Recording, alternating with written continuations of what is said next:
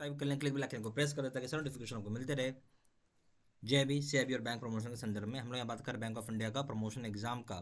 ठीक है, यहाँ पे आप देखेंगे प्रीवियस क्वेश्चन है क्लर्क से ऑफिसर का। यहाँ पे क्वेश्चन में स्टार्ट करने से पहले एक छोटा सा अनाउंसमेंट है। यहाँ हमारे पास bank of India promotion exam clerk से ऑफिसर का प्रॉपर कोर्स कंटेंट होता है, जो कि purely for bank of India promotion exam के लिए बनाया जाता है। जहाँ आपको वीडियो लेक्चर कोर्स हो जाएंगे, सर्कुलर्स के सारी वीडियो हो जाएंगे, ज्ञान ज्योति का वीडियो कोर्स हो जाएगा, विजेता का वीडियो कोर्स हो जाएगा, संदीपनी का वीडियो कोर्स हो जाएगा, नोट्स हो जाएगा पीडीएफ में, 3,000 क्वेश्चन बैंक हो जाएगा, 20 मॉक टेस्ट हो जाएगा। प्राइस रखा गया है 2,000 रुपये 6 महीने की वैलिडिटी के लिए, 3,000 रुपये लाइफ लॉन्ग वैलिडिटी के लिए। पहले सवाल पाइए। ठीक है, अब यहाँ देखते हैं। The RBI has instructed the banks to extend additional moratorium period of payment of loan installments and interest of working capital facility up to। ठीक है, यहाँ पे ए ऑप्शन है आपको 31/8/2023 तक, बी ऑप्शन है 31/12/2023 तक, सी ऑप्शन है 30/9/2023 तक, डी ऑप्शन है 30/6/2023 तक। पहला ऑप्शन क्या हो जाएगा? पहला ऑप्शन ए हो जाएगा 31/8/2023 तक, ए ऑप्शन। क्वेश्चन नंबर 2 में आइए। Which among the following is correct with regard to standard operating procedure SOP in Bank of India to examine willful default angle? कौन सा इसमें से सही आप बोल सकते प्रक्रिया होगी जहां हमें रिगार्ड करना है, स्टैंडर्ड ऑपरेटिंग प्रोसीजर लेना है बैंक ऑफ इंडिया में, जाके एग्जामिन कर सके विलफुल डिफॉल्ट एंगल को पता कर सके। ए ऑप्शन है branch will examine the cases of ₹25 lakh and above and below ₹5 crore. Branch examine करेगा 25 लाख रुपए का केसेस को, उससे ज़्यादा को, और 5 करोड़ से कम का। जेडो एलसीबी एग्जामिन करेगा 5 करोड़ रुपए उससे ज़्यादा और बिलो 50 करोड़ रुपए का। ठीक है, head office will examine the cases 50 crore से हेड ऑफिस एग्जामिन करेगा 50 करोड़ रुपए उससे ज़्यादा का। डी ऑप्शन हो जाएगा। सभी बातें सही हैं, all the above are correct. जो कौन सी बात सही है? उस एंगल में जो स्टैंडर्ड ऑपरेशन प्रोसीजर एसओपी जो बैंक ऑफ इंडिया में फॉलो की जाती है, एग्जामिन क्लियर कर सके हम विलफुल डिफॉल्ट एंगल को। जो ए ऑप्शन बोलता है कि ब्रांच एग्जामिन करेगा 25 लाख रुपए उससे ऊपर का और बिलो 5 करोड़ रुपए तक का एग्जामिन करेगा बैंक, ये बात सही है। जेडो एलसीबी एग्जामिन करेगा 5 करोड़ रुपए से ज़्यादा का, 5 करोड़ रुपये उससे ज़्यादा का, बट बिलो 50 करोड़ रुपये, ये भी सही है। हेड ऑफिस एग्जामिन करेगा 50 करोड़ रुपये उससे ऊपर का अमाउंट को, ये भी सही है। तो डी ऑप्शन आ जाएगा D. Question number 3, which is incorrect? बहुत ध्यान सुनिएगा, क्या है incorrect with regard to partial write off in bank of India. ठीक है, ये रॉन्ग पूछ रहा है। ठीक है, it can be done in all NP account, सभी एनपी अकाउंट में किया जा सकता है। It can be done to the extent of provision held, हम जो प्रोविजन हेल्ड है एक्सटेंट तक वहाँ तक कर सकते हैं। Can be done in doubtful asset code 33, हम डॉटफुल एसेट कोड 33 में कर सकते हैं। डी ऑप्शन है not converted not covered by security, जो सिक्योरिटी से कवर नहीं होगा वहाँ कर सकते हैं। तो यहाँ क्या हो जाएगा? कौन सी बात सही नहीं, यानी सही नहीं है यानी गलत है, वो आपसे पूछ रहा है, रॉन्ग पूछ रहा है। ठीक है, ये बोलता है कि सभी एनपी अकाउंट में आप कर सकते हैं, ये सभी एनपी अकाउंट में कर सकते हैं, ये गलत है। ऐसा नहीं है, सभी आप एनपी अकाउंट में कर सकते हो। फिर हो जाएगा ये आप उस एक्सटेंट तक कर सकते हैं जिस एक्सटेंट तक आपको प्रोविज़न करने को मिलता है, ये सही है। फिर है आप डॉटफुल एसेट कोड 33 में कर सकते हैं, सही है। जो चीज़ कवर्ड नहीं होंगी सिक्योरिटी के द्वारा वहाँ आप कर सकते हैं, सही है। तो गलत हो गया ए कि सभी एनपी अकाउंट में आप कर सकते हैं, पार्शियल राइट ऑफ, ये गलत है, A option. Question number 4, which is incorrect? अब बहुत ध्यान से लिखिएगा, इनकरेक्ट का मतलब गलत कौन सा है वो पूछ रहा है, यानी रॉन्ग पूछ रहा है आपसे। ठीक है, इनकरेक्ट का मतलब क्या है, रॉन्ग क्या है वो आपसे पूछ रहा है। किस संदर्भ में पूछ रहा है? With regard to prudential write off in bank of India, prudential write off bank of India में। ए ऑप्शन है it can be done in doubtful 3 loss assets account, doubtful 3 में या लॉस एसेट्स में कर सकते हैं। B option it can be done where 100% provisioning is available as at the end of the previous quarter, आप वहाँ कर सकते हैं जहाँ 100% का प्रोविजनिंग अवेलेबल है प्रीवियस क्वार्टर के आखिरी में।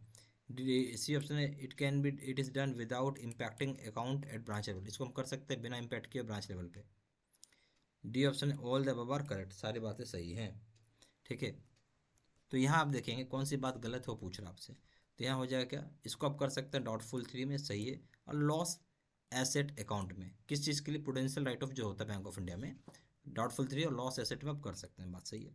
फिर है बी ऑप्शन बोलता है आप जहाँ 100% प्रोविजनिंग अवेलेबल हो गया है प्रीवियस क्वार्टर में वहाँ भी आप कर सकते हैं। ठीक है, सही है। फिर हो जाएगा ये आप कर सकते हैं बिना कोई इम्पैक्ट किए हुए, इसको करते तो बिना कोई इम्पैक्ट होगा ब्रांच अकाउंट को ब्रांच लेवल पे, ये बात भी सही है। डी ऑप्शन हो जाएगा all the above are correct, कोई गलत नहीं है इसमें। Question number 5, what is the maximum time given to the borrower to submit his reply to show the cause notice of the bank before declaring wilful defaulter. अब ये बोल रहा है क्या मैक्सिमम टाइम बैंक यहाँ देगा, ठीक है, बोरोवर को जहाँ सबमिट करना है उसको रिप्लाई, जहाँ उसको नोटिस मिलता है बैंक के साइड से विलफुल डिफॉल्टर डिक्लेयर करने से पहले। ए ऑप्शन है 7 days, B option 15 days, C option 10 days, D option है 30 डेज। तो सही ऑप्शन क्या हो जाएगा, आपसे वो पूछ रहा है। तो सही ऑप्शन हो जाएगा यहाँ पे आपको 15 डेज का टाइम देता है, बी ऑप्शन। क्वेश्चन नंबर 6 में आइए, what is direct import bill. Direct import bill क्या है वो आपसे पूछ रहा है। ए ऑप्शन है when the shipment of goods is from the port to the loading और port of discharge without stoppage. जब शिपमेंट ऑफ द गुड्स का पोर्ट से करते हैं लोडिंग या फिर पोर्ट से डिस्चार्ज होता है बिना स्टॉपेज का, उसको हम डायरेक्ट इम्पोर्ट बिल बोलते हैं। फिर बोलते हैं when the import documents are received by the importer directly instead of through his bank. अगर इम्पोर्ट डॉक्यूमेंट डायरेक्टली इम्पोर्टर को मिल जाता है, ठीक है, बिना बैंक के। C option where importer imports without any agent to avoid charges and expenses. जहाँ पे इम्पोर्टर जो होता है एजेंट के बिना इंपोर्ट करवाता है ताकि अवॉइड कर सके किसी तरह का चार्ज और खर्चे को कम कर सके या ना लगे। डी ऑप्शन हो जाएगा when importer visit foreign currency and brings down along with him like duty free shopping. अगर कोई विजिट इम्पोर्टर जो होगा विजिट करेगा फॉरेन करेंसी फॉरेन कंट्री में, अगर इम्पोर्टर विजिट करता है और गुड्स को लाता है जो कि ड्यूटी फ्री होगा शॉपिंग के लिए, ये भी आपका इम्पोर्ट बिल में आएगा, ठीक है। अब इसमें सवाल उठ रहा है कि कौन सा डायरेक्ट इम्पोर्ट बिल है। देखिए सीधा सीधा एक चीज़ होता है, import bill direct import bill हम उसे बोलते हैं जहाँ पे इम्पोर्ट डॉक्यूमेंट्स डायरेक्टली इम्पोर्टर को रिसीव हो रहा है, बैंक की जगह बैंक से नहीं रिसीव होकर उसको डायरेक्टली इम्पोर्टर को हाथ में आ रहा है डॉक्यूमेंट बिना बैंक के, यानी बैंक के थ्रू नहीं आ रहा है, ठीक है। सही ऑप्शन हो जाएगा उस केस में बी। क्वेश्चन नंबर 7 में आइए, विच इज़ करेक्ट फॉर को एक्सेप्टेंस ऑफ बिल। को एक्सेप्टेंस ऑफ बिल के संदर्भ में कौन सी बात सही है आपसे वो पूछा जा रहा है। ये ऑप्शन हो जाएगा undertaking to make payment by third party bank to the exporter seller. Undertaking लेता है जहाँ थर्ड पार्टी को पेमेंट की जाएगा बैंक की साइड से एक्सपोर्टर को सेलर को। बी ऑप्शन हो जाएगा payment will be made on due date by third party if buyer importer fails to make the payment. Payment जो होगा ड्यू डेट में किया जाएगा थर्ड पार्टी के द्वारा जहाँ बायर और इंपोर्टर फेल कर जाता है पेमेंट करने में। C option bank which guarantees to make the payment is called co-acceptor. Bank जहाँ गारंटी देता है पेमेंट करने का इसलिए हम इसे को एक्सेप्टर बोलते हैं। डी ऑप्शन हो जाएगा ऑल ऑफ द अबव, ठीक है। तो अब यहाँ समझते हैं क्या और देवन सारी बातें सही हैं। तो जो करेक्ट कौन सा है वो पूछ रहा है यहाँ। ए ऑप्शन अंडरटेकिंग लेते हैं पेमेंट करने के समय थर्ड पार्टी यानी बैंक को, एक्सपोर्टर सेलर को। जब एक्सपोर्टर सेलर को पेमेंट करना तो हम थर्ड पार्टी का अंडरटेकिंग लेते हैं, ये बात सही है। पेमेंट आपको ड्यू डेट में करना पड़ता है थर्ड पार्टी के साइड से। पेमेंट जो होता है ड्यू डेट होगा वहाँ पर थर्ड पार्टी की साइड से आपको पेमेंट करना होता है। अगर बायर या इंपोर्टर फिल कर जाता है पेमेंट करने में तो ये बात सही है। फिर बैंक बोलता है जो कि गारंटी करेगा पेमेंट करने के लिए, बैंक जो गारंटी देता है पेमेंट करने के लिए उसे हम को एक्सेप्टर बोलते हैं, सही है। डी ऑप्शन जो ऑल देव, सारी बातें सही है। क्वेश्चन नंबर 8 में आइए, goods moves from one country to another and do not reach Indian shore at all, however Indian trader is involved for both the legs, what type of trade we are referring here. बोलते goods जो move करते हैं country से दूसरे country में but वो भारतीय समुद्री छोर पर नहीं आ पाया, हालांकि इंडियन ट्रेडर दोनों ही साइड के लेग में इन्वॉल्व है, एक कंट्री दूसरे के दोनों कंट्री में इन्वॉल्व है। तो इस तरह का ट्रेड को आप क्या रेफर करते हैं। A option local trade, B option merchanting trade, C option counter trade, D option है फॉरवर्ड ट्रेड। तो सही ऑप्शन हो जाएगा इस तरह को हम बोलते हैं merchanting trade, B option. Question number 9 में आइए, when operation is in forex, when operation in forex are carried to cover the risk of fluctuation in forex rates it is called.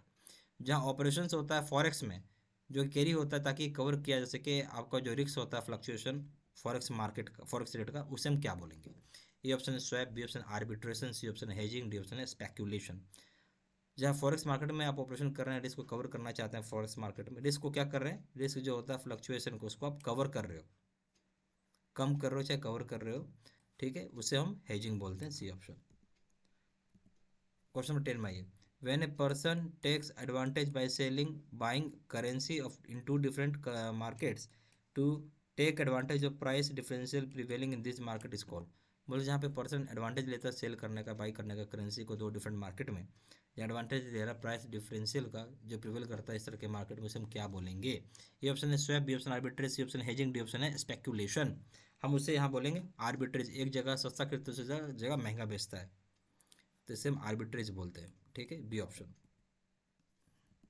यहाँ हमारे पास बैंक ऑफ इंडिया का promotion exam का clerk to officer का proper यहाँ पे हमारे पास course content होता है। ठीक है, जो कि प्योरली फॉर आपका bank of India promotion exam के लिए बनाया जाता है, जहाँ आपको वीडियो लेक्चर कोर्स हो जाएंगे, सर्कुलर्स की सारी वीडियोज हो जाएंगे, ज्ञान ज्योति का वीडियो कोर्स हो जाएगा, विजेता का वीडियो कोर्स हो जाएगा, संदीपनी का वीडियो कोर्स हो जाएगा, नोट्स हो जाएगा, पीडीएफ में 3 क्वेश्चन बैंक हो जाएगा, 20 मॉक टेस्ट हो जाएगा। प्राइस रखा गया 2000 रुपये का 6 महीने की वैलिडिटी के लिए, 3000 रुपये लाइफ लॉन्ग वैलिडिटी के लिए। ज्यादा जानकारी के लिए फोन करके पूछ सकते हैं। फोन नंबर हो जाएगा 4x9685127, या फिर वेबसाइट पर जाकर डायरेक्टली ऑनलाइन ऑर्डर प्लेस कर सकते हैं। वेबसाइट हो जाएगा www.jbservice2020.com, email address seat713@gmail.com। ये सारी इन्फॉर्मेशन मैंने इसी वीडियो के डिस्क्रिप्शन बॉक्स में डाला हुआ। Thank you very much.